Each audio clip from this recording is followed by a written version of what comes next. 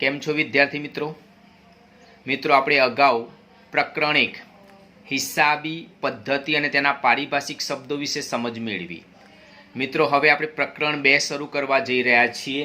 પ્રકરણનું નામ છે વ્યવહારોની દ્વિઅસર અને ખાતાના પ્રકારો. પ્રકરણ 2 વ્યવહારોની દ્વિઅસર અને ખાતાના પ્રકારો. પ્રસ્તાવના ઇન્ટ્રોડક્શન. ધંધાના ઘણા વ્યવહારો એવા છે જેમ કે ખરીદી, વેચાણ, આવક, ખર્ચા, ધંધાના દેવાદારો, લેણદારો, ધંધામાંથી માલિકે કેટલી રકમ ઉપાડી, કેટલી રકમ લાવ્યા, આ બધા જ પ્રકારના વ્યવહારો મૌખિક યાદ રાખવાનું કાર્ય અઘરું છે, માટે તેની દ્વિઅસર નોંધ કરવામાં આવે છે, જેની ચર્ચા આપણે આ પ્રકરણમાં કરવાની છે. તો મિત્રો પહેલો જ મુદ્દો છે ધંધાકીય વ્યવહારનો અર્થ. આમ તો આપણે પ્રકરણ 1માં ધંધાકીય વ્યવહારનો અર્થ જોઈ ગયા છીએ. ફરીથી સમજીશું મિત્રો. ધંધાકીય વ્યવહાર એટલે કે બે કે વધુ. ધંધાકીય વ્યવહાર એટલે કે બે કે વધુ વ્યક્તિઓ વચ્ચે ધંધા માટેની વસ્તુઓ કે સેવાની રોકડમાં અથવા ઉધાર અથવા અને સાખ દ્વારા ફેરબદલી. ફરી એક વખત, ધંધાકીય વ્યવહાર એટલે કે બે કે વધુ વ્યક્તિઓ વચ્ચે ધંધા માટેની વસ્તુ કે સેવાની રોકડમાં અથવા અને ઉધાર દ્વારા ફેરબદલી. ત્યાર પછી મિત્રો ધંધાકીય વ્યવહારનું વર્ગીકરણ. તો જે વ્યવહારનું નાણું કે નાણાંમાં મૂલ્ય આંકી શકાય તેવા વ્યવહારને જ આર્થિક વ્યવહાર કહેવાય છે. ફરી એક વાર મિત્રો, જે વ્યવહારનું નાણું કે નાણાંમાં મૂલ્ય આંકી શકાય તેવા વ્યવહારને જ આર્થિક વ્યવહાર કહેવાય છે.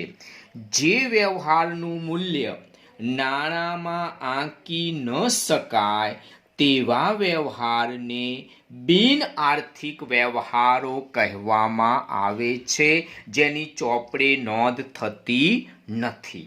ફરી એક વખત મિત્રો, જે વ્યવહારનું નાણું કે નાણાંમાં મૂલ્ય આંકી શકાય તેવા વ્યવહારને જ આર્થિક વ્યવહાર કહેવાય છે. આર્થિક વ્યવહારની ચોપડે નોંધ અવશ્ય થાય છે. જે વ્યવહારનું મૂલ્ય નાણાંમાં આંકી ન શકાય તેવા વ્યવહારને બિન આર્થિક વ્યવહાર કહેવાય છે, જેની ચોપડે નોંધ થતી નથી. મિત્રો ધંધાકીય વ્યવહારનું આપણે વર્ગીકરણ જોઈશું, તો બરોબર ધ્યાનથી જુઓ. ધંધાકીય વ્યવહારો એના બે પ્રકાર, આર્થિક, બિન આર્થિક. આર્થિકમાં રોકડ ઉધાર વ્યવહાર, આંતરિક બાહ્ય વ્યવહાર. રોકડ કે ઉધારમાં રોકડ વ્યવહાર, ઉધાર વ્યવહાર, અન્ય વ્યવહાર. આંતરિક અને બાહ્ય વ્યવહારમાં આંતરિક વ્યવહાર અને બાહ્ય વ્યવહાર. ફરી એક વખત બોલી જોઉં મિત્રો. ધંધાકીય વ્યવહાર એના બે પ્રકાર, આર્થિક વ્યવહાર, બિન આર્થિક વ્યવહાર. આર્થિક વ્યવહારનું નામું ચોપડે લખાય છે, બિન આર્થિક વ્યવહારનું નામું ચોપડે લખાતું નથી. આર્થિક વ્યવહારના પાઠ પડે છે રોકડ ઉધાર વ્યવહાર, આંતરિક બાહ્ય વ્યવહાર. રોકડ ઉધારમાં 3 પાઠ છે: રોકડ વ્યવહાર, ઉધાર વ્યવહાર, અન્ય વ્યવહાર. આંતરિક અને બાહ્યમાં 2 પ્રકાર, આંતરિક વ્યવહાર અને બાહ્ય વ્યવહાર. અને હવે મિત્રો પહેલા વાત કરીશું આર્થિક વ્યવહારની. તો જોઈ લેજો મિત્રો. આર્થિક વ્યવહારો કોને કહીશું? જેનું મૂલ્ય નાણાંમાં આંકી શકાય અને જ્યાં નાણાંની લેવડ દેવડ તાત્કાલિક રોકડમાં અથવા ભવિષ્યમાં થવાની હોય તેને આર્થિક વ્યવહારો કહેવામાં આવે છે. ફરીથી, જેનું મૂલ્ય નાણાંમાં આંકી શકાય અને જ્યાં નાણાંની લેવડ દેવડ તાત્કાલિક રોકડમાં અથવા ભવિષ્યમાં થવાની હોય તેને આર્થિક વ્યવહારો કહેવામાં આવે છે.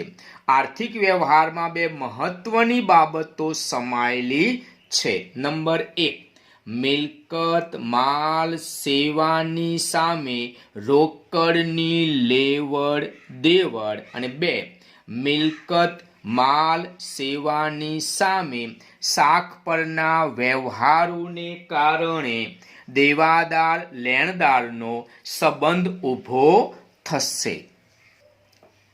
આ બે બાબતોમાંથી એક બાબતનું પાલન થાય તો વ્યવહારને નાણાંમાં માપી શકાય અને પરિણામ સ્વરૂપે તે વ્યવહાર આર્થિક વ્યવહાર બને છે. આર્થિક વ્યવહારનું વર્ગીકરણ, એમાં પહેલી વાત કરશું રોકડ ઉધાર વ્યવહારની દ્રષ્ટિએ. આ વ્યવહારો 3 પ્રકારે થાય છે. નંબર 1, રોકડ વ્યવહાર, કેશ ટ્રાન્ઝેક્શન. આ પ્રકારના વ્યવહારમાં માલ મિલકતના બદલામાં નાણાં ચૂકવવામાં આવે છે. એમાંય 1, મિલકત સાથેના રોકડ વ્યવહાર. મિલકત ખરીદી કરતી વખતે નાણાં ચૂકવાય છે. મિલકત ખરીદતા નાણાં ચૂકવાય છે, જ્યારે મિલકત વેચતા નાણાં મળે છે. 2, માલ સાથેના રોકડ વ્યવહાર. માલની ખરીદી કરવાથી નાણાં ચૂકવાય છે, જ્યારે માલનું વેચાણ કરવાથી નાણાં મળે છે. 3, સેવા અંગેના રોકડ વ્યવહાર.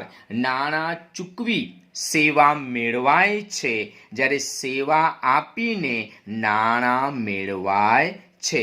દાખલા તરીકે આપણા ત્યાં કામ કરતા માણસને પગાર ચૂકવીએ તો નાણાં ચૂકવી અને આપણે સેવા મેળવી કહેવાશે. દલાલીના આપણને મળે તો આપણે સેવા આપી બદલામાં નાણાં આપણને મળ્યા છે. દેવા લેણા સાથેના વ્યવહારો. ભૂતકાળમાં લીધેલ માલ મિલકત કે સેવાના બદલામાં નાણાં વર્તમાન સમયે ચૂકવવામાં આવે છે. જે દેવું હતું એ વર્તમાન સમયમાં ચૂકવવામાં આવે છે. તે જ રીતે ભૂતકાળમાં આપેલ મિલકત માલ કે સેવાના નાણાં મળવાના બાકી હોય તો તે નાણાં વર્તમાનમાં મળે છે. જે આપણું લેણું હતું એ વર્તમાનમાં મળે છે. ટૂંકમાં આ 4 પ્રકારના વ્યવહારોમાં કાં તો રોકડ આવે છે કાં તો રોકડ જાય છે. ફરી એક વખત બોલી જાઉં છું. મિલકત સાથેના રોકડ વ્યવહારો, જેમાં મિલકતની ખરીદી કરી નાણાં ચૂકવાય છે, મિલકત વેચી નાણાં મળે છે. માલ સાથેના રોકડ વ્યવહારમાં માલની ખરીદી કરવાથી નાણાં ચૂકવાય છે, માલનું વેચાણ કરવાથી નાણાં મળે છે. સેવા અંગેના રોકડ વ્યવહારો, નાણાં ચૂકવી સેવા મેળવવામાં આવે છે, જ્યારે સેવા આપી નાણાં મેળવવામાં આવે છે. દેવા લેણા સાથેના વ્યવહારોમાં ભૂતકાળમાં લીધેલ માલ મિલકત કે સેવાના બદલામાં નાણાં વર્તમાન સમયમાં ચૂકવવામાં આવે છે, એટલે કે દેવું ચૂકવવામાં આવે છે. તે જ રીતે ભૂતકાળમાં આપેલ મિલકત માલ કે સેવાના નાણાં મળવાના બાકી હોય તે નાણાં વર્તમાનમાં મળે છે, એટલે કે લેણું આપણને મળે છે. આ થયા રોકડ વ્યવહારો. હવે વાત કરીએ ઉધાર વ્યવહારની, ક્રેડિટ ટ્રાન્ઝેક્શન. જે વ્યવહારમાં માલ મિલકત કે સેવાના થયેલા ખરીદ વેચાણના વ્યવહારોમાં તરત જ રકમ ચૂકવાતી નથી. મિત્રો યાદ રાખજો, તરત જ રકમ ચૂકવાતી નથી, પરંતુ બંને પક્ષકારોની સમજૂતીથી ભવિષ્યમાં ચૂકવવામાં આવે છે. તરત જ રકમ ચૂકવાતી નથી, બંને પક્ષકારોની સમજૂતીથી ભવિષ્યમાં રકમ ચૂકવવામાં આવે છે. આવા વ્યવહારથી બંને પક્ષકારો વચ્ચે દેવાદાર લેણદારનો સંબંધ સ્થાપિત થાય છે. દાખલા તરીકે રુચિતા પાસેથી 6000નો માલ ઉધાર ખરીદ્યો તો આ વ્યવહારમાં રોકડની લેવડ દેવડ થતી નથી, પરંતુ આ વ્યવહારથી રૂચિતા આપણી લેણદાર બનશે, કારણ આપણે એમની પાસેથી માલ ખરીદ્યો છે પણ હજી આપણે એમને પૈસા આપ્યા નથી, એટલે રૂચિતા આપણી લેણદાર બનશે અને આપણે રૂચિતા માટે દેવાદાર બનીશું. નંબર 2, રાજવીને 8,000નો માલ ઉધાર વેચ્યો. આ વ્યવહારમાં પણ રોકડની લેવડ દેવડ થતી નથી, કારણ કે આપણે ઉધાર માલ વેચ્યો છે, માલ ગયો પણ રાજવીએ આપણને પૈસા આપ્યા નથી. આ વ્યવહારથી રાજવી આપણી દેવાદાર બને છે, કારણ કે આપણે રાજવી પાસે 8,000 રૂપિયા માંગતા થઈ ગયા. તો યાદ રાખજો, રાજવીને 8,000નો માલ ઉધાર વેચ્યો. આ વ્યવહારમાં રોકડની લેવડ દેવડ થતી નથી, પણ દેવાદાર લેણદારનો સંબંધ ઊભો થાય છે, માટે આપણે આને ઉધાર વ્યવહાર કહીશું. અને ત્રીજો પ્રકાર છે અન્ય વ્યવહારો. અમુક પ્રકારના વ્યવહારો રોકડ કે ઉધાર નથી, રોકડે નથી, ઉધાર પણ નથી, તે વિશિષ્ટ વ્યવહારો છે જેનું નામું ચોપડે લખવું જરૂરી છે. દાખલા તરીકે માલ ચોરાઈ જવો, આ વ્યવહાર રોકડ પણ નથી કે ઉધાર પણ નથી, છતાં એનું નામું ચોપડે લખવું પડશે. અકસ્માતથી માલ નાશ પામવો, દાનમાં માલ આપવો, જાહેરાતમાં માલ આપવો, જેની નામાના વિશિષ્ટ વ્યવહાર તરીકે નોંધ થાય છે. અને હવે આવે છે આંતરિક અને બાહ્ય વ્યવહાર. તો આંતરિક વ્યવહાર કોને કહીશું? ધંધામાં અમુક વ્યવહારમાં અન્ય પક્ષકારોની જરૂરિયાત પડતી નથી. ફરી એક વખત, ધંધાના અમુક વ્યવહારોમાં અન્ય પક્ષકારોની જરૂરિયાત પડતી નથી. આવા વ્યવહારો ધંધામાં જ થતા હોવાથી હિસાબી ચોપડામાં નોંધવામાં આવે છે. દાખલા તરીકે મિલકતનો ઘસારો, કુદરતી આપત્તિથી નુકસાન થવું વગેરે આ આંતરિક વ્યવહારો તરીકે ઓળખીશું. ત્યાર પછી બાહ્ય વ્યવહાર. તો આ પ્રકારના વ્યવહારો ધંધો થતા અન્ય પક્ષકારો દ્વારા થાય છે. યાદ રાખજો, આ પ્રકારના વ્યવહારો ધંધો તથા અન્ય પક્ષકારો દ્વારા થાય છે. આ વ્યવહારો હિસાબી ચોપડામાં નોંધવામાં આવે છે.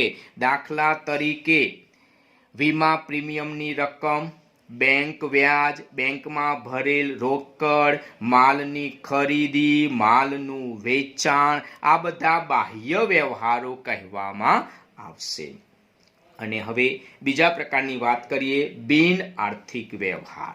તો મિત્રો, જે વ્યવહારનું નાણાંમાં મૂલ્ય આંકી ન શકાય, જે વ્યવહારનું નાણાંમાં મૂલ્ય આંકી ન શકાય તેવા વ્યવહારને બિન આર્થિક વ્યવહાર કહેવામાં આવે છે.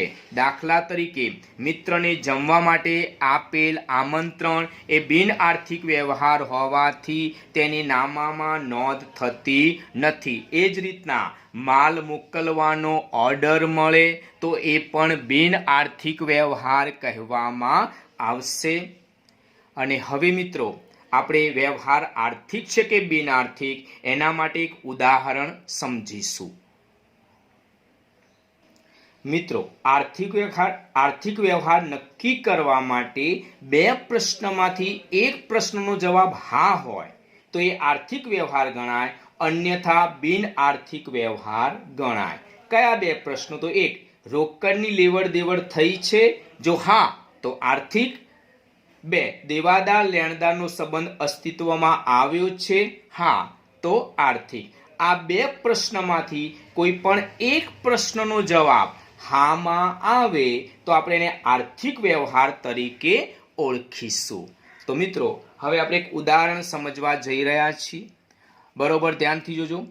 નીચેના વ્યવહારો આર્થિક વ્યવહારો છે કે બિન આર્થિક તે જણાવો અને તેનું કારણ પણ સ્પષ્ટ કરો. મિત્રો, અહીંયા 9 વ્યવહારો છે. નંબર 1, ₹50,000માં યંત્ર ખરીદ્યું. 2, 12,000નું ફર્નિચર શાક પર ખરીદ્યું. 3, 50,000નું સ્કૂટર વેચ્યું. 4, 20,000માં યંત્ર રીતુને શાક પર વેચ્યું. 5, પગારના 8,000 ચૂકવ્યા. 6 ભાડાના 3500 ચૂકવ્યા. 7,000નો માલ મોકલવાનો ખુશ્બુને ઓર્ડર આપ્યો. 8 10,000નું ફર્નિચર ખરીદવાનું આયોજન કર્યું. અને 9 500 વ્યાજના મળ્યા. તો મિત્રો હવે આપણે એના જવાબની શરૂઆત કરીએ છીએ. ધ્યાનથી સમજજો મિત્રો. તો પહેલા છે વ્યવહાર 1. ₹50,000 યંત્ર ખરીદ્યું. મિત્રો આ આર્થિક વ્યવહાર છે, કારણ યંત્રની ખરીદી સામે રોકડ ચૂકવી છે. આપણે 50,000નું યંત્ર ખરીદ્યું છે, આપણી પાસે યંત્ર આવે છે અને આપણે એમને 50,000 રૂપિયા રોકડા આપીએ છીએ, તો યંત્રની ખરીદી સામે રોકડ ચૂકવી છે, માટે આને આપણે આર્થિક વ્યવહાર તરીકે ઓળખીશું. નંબર 2, 12,000નું ફર્નિચર શાખ પર ખરીદ્યું. મિત્રો 12,000નું ફર્નિચર શાખ એટલે ઉધાર ખરીદ્યું. મિત્રો આ પણ આર્થિક વ્યવહાર છે, કારણ આપણે 12,000નું ફર્નિચર ખરીદીએ છીએ પણ પૈસા આપતા નથી. પૈસા આપણે ભવિષ્યમાં આપીશું, એટલે કે અહીંયા દેવાદાર લેણદારનો સંબંધ ઊભો થાય છે, માટે આપણે એને આર્થિક વ્યવહાર તરીકે ઓળખીશું. નંબર 3, 50,000નું સ્કૂટર વેચ્યું. મિત્રો અહીંયા 50,000નું સ્કૂટર વેચ્યું છે, આ પણ આર્થિક વ્યવહાર છે, કારણ કે સ્કૂટર જાય છે અને 50,000 રોકડ આપણી પાસે આવે છે, તો આ આર્થિક વ્યવહાર છે. સ્કૂટર નામની મિલકત વેચતા આપણને રોકડ મળી છે.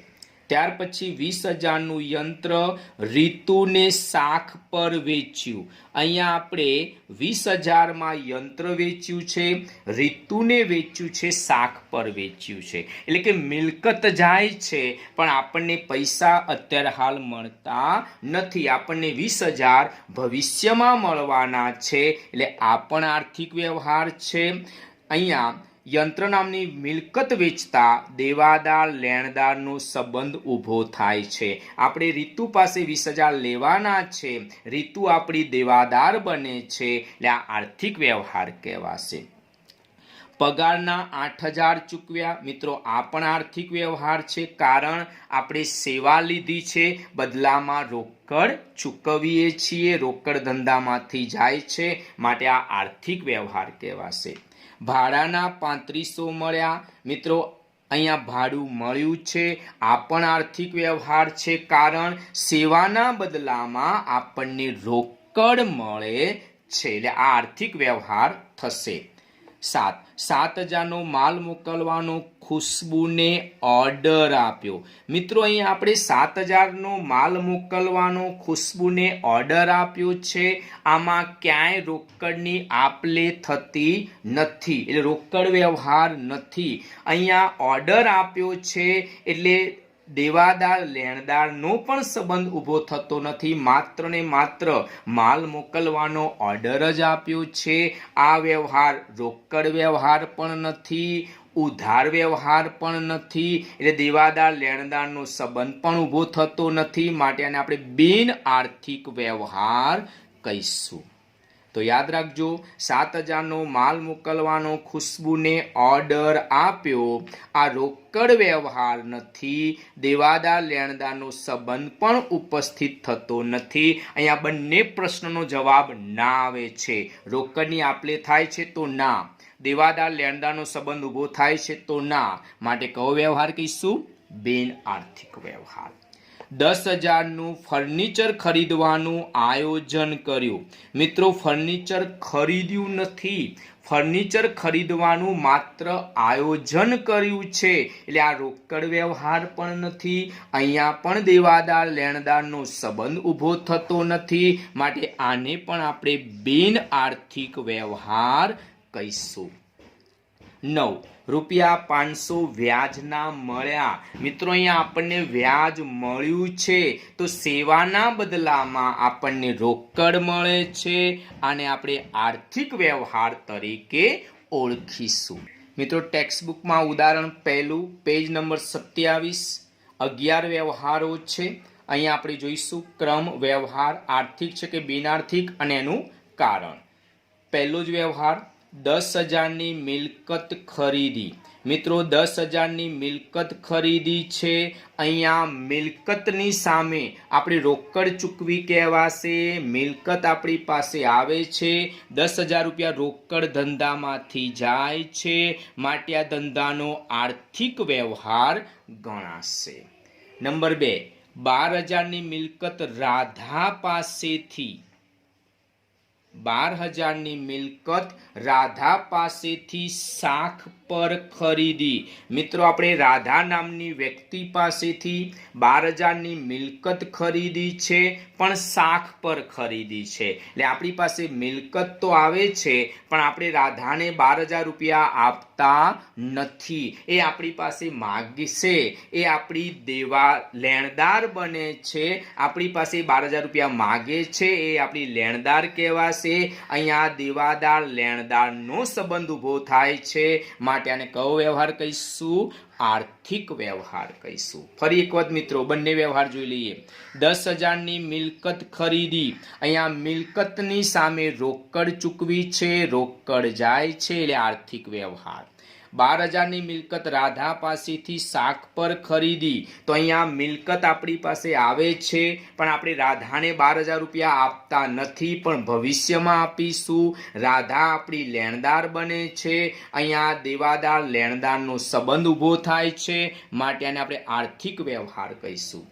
નંબર 3, 20,000માં મિલકત વેચી. તો મિત્રો અહીંયા મિલકત આપણે રોકડેથી વેચી છે, 20,000માં વેચી છે.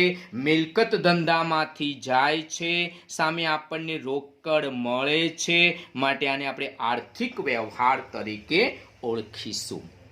નંબર 4, 22,000માં મિલકત મીરાને શાખ પર વેચી. મિત્રો અહીંયા આપણે મીરાને મિલકત વેચી છે 22,000માં, પણ શાખ એટલે કે ઉધાર વેચી છે. એટલે મિલકત આપણી પાસેથી 22,000ની જાય છે, પણ આપણને 22,000 રૂપિયા ભવિષ્યમાં મળવાના છે, વર્તમાનમાં પૈસા મળતા નથી. અહીંયા મીરા આપણી દેવાદાર બને છે, અને મીરા માટે આપણે લેણદાર બનીએ છીએ. અહીંયા દેવાદાર લેણદારનો સંબંધ અસ્તિત્વમાં આવે છે, માટે આને આપણે આર્થિક વ્યવહાર કહીશું. 5, 8,000 મજૂરીના ચૂકવ્યા. તો મિત્રો આપણે 8,000 રૂપિયા મજૂરી ચૂકવી છે. મજૂરી એટલે સેવા.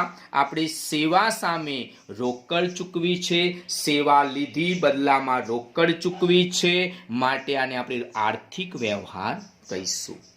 9,000 ભાડાના મળ્યા. મિત્રો આપણને ભાડું મળ્યું છે, સેવા આપી છે, સેવા સામે આપણને રોકડ મળે છે, માટે આને આપણે આર્થિક વ્યવહાર તરીકે ઓળખીશું. નંબર 7, 15,000નું દેવું ચૂકતે કર્યું. તો મિત્રો 15,000નું આપણે દેવું ચૂકતે કર્યું છે, એટલે ભૂતકાળમાં આપણે માલ, મિલકત કે સેવા લીધી હશે, એના નાણાં આપણે ચૂકવવાના બાકી હશે, જે આપણું દેવું કહેવાશે. એ દેવું આપણે અત્યારે ચૂકવીએ છીએ, તો દેવું રોકડમાં ચૂકવીએ છીએ, માટે આ પણ આપણો આર્થિક વ્યવહાર કહેવાશે. 8, 18,000નું લેણું પરત મળ્યું. તો મિત્રો ભૂતકાળમાં આપણે માલ, મિલકત કે સેવા આપી હશે, એના 18,000 રૂપિયા આપણે લેવાના બાકી છે, જે આપણું લેણું કહેવાશે. આ લેણું આપણને અત્યારે મળે છે, લેણું રોકડમાં મળે છે, માટે આને પણ આપણે આર્થિક વ્યવહાર તરીકે ઓળખીશું. નંબર 9, 10,000ના માલના ઓર્ડરનું વચન મળ્યું. મિત્રો ઓર્ડર આપવો કે ઓર્ડર મળવો એ વ્યવહાર નથી, એ બિન આર્થિક વ્યવહાર ગણાશે. તો 10,000ના માલના ઓર્ડરનું વચન મળ્યું. મિત્રો આ રોકડ વ્યવહાર નથી, કારણ કે રોકડની આપ-લે નથી થતી. અહીંયા દેવાદાર લેણદારનો સંબંધ અસ્તિત્વમાં આવતો નથી. બંને પ્રશ્નનો જવાબ નામાં આવે છે. રોકડની આપ-લે થાય છે તો ના, દેવાદાર લેણદારનો સંબંધ પ્રસ્થાપિત થાય છે તો ના, માટે આને કયો વ્યવહાર કહીશું? બિન આર્થિક વ્યવહાર તરીકે ઓળખીશું. નંબર 10, એક મિલકત ખરીદવાનું આયોજન કર્યું. મિત્રો, મિલકત ખરીદવાનું આયોજન કર્યું છે, પ્લાનિંગ કર્યું છે. અહીંયા પણ મિત્રો રોકડની આપ-લે થતી નથી, એટલે રોકડ વ્યવહાર નથી. દેવાદાર લેણદારનો સંબંધ પણ અસ્તિત્વમાં આવતો નથી, માટે આપણે બિન આર્થિક વ્યવહાર તરીકે ઓળખીશું. ત્યાર પછી 11, વેચાણ વધારવા સેલ્સમેનો સાથે ચર્ચા વિચારણા માટે મીટિંગ ગોઠવી. વેચાણ કેવી રીતના વધે? વેચાણ વધારવા માટે આપણે સેલ્સમેનો સાથે ચર્ચા વિચારણા કરવા માટે મીટિંગ ગોઠવી છે. મિત્રો, અહીંયા પણ રોકડની આપ-લે થતી નથી અને દેવાદાર લેણદારનો સંબંધ પણ અસ્તિત્વમાં આવતો નથી, માટે આને પણ આપણે બિન આર્થિક વ્યવહાર તરીકે ઓળખીશું. તો મિત્રો, અહીંયા નોંધ જોઈ લો. મેં આગળ પણ કીધેલું તમને કે વ્યવહાર આર્થિક છે કે બિન આર્થિક, એના માટે ખાસ યાદ રાખશું. આર્થિક વ્યવહાર નક્કી કરવા માટે નીચેના 2 પ્રશ્નોમાંથી એક પ્રશ્નનો જવાબ જો હા હોય તો એ આર્થિક વ્યવહાર ગણાય, અન્યથા એ બિન આર્થિક વ્યવહાર ગણાય. નંબર 1, રોકડની લેવડ દેવડ થઈ છે, અને નંબર 2, દેવાદાર લેણદારનો સંબંધ અસ્તિત્વમાં આવ્યો છે. આ ખાસ ધ્યાનમાં રાખવાનું છે. યાદ રાખજો, આર્થિક અને બિન આર્થિક વ્યવહારોની જાણકારી બાદ વ્યવહાર રોકડ છે કે ઉધાર તે અંગેની જાણકારી પણ બહુ જ અગત્યની બને છે, જે હવે પછીના વિડીયોમાં આપણે જોઈશું. તો મિત્રો, જો તમને મારો વિડીયો ગમતો હોય તો લાઈક, શેર અને સબસ્ક્રાઇબ કરવાનું ભૂલતા નહીં, કોમેન્ટ્સ કરવાનું ભૂલતા નહીં. આવજો.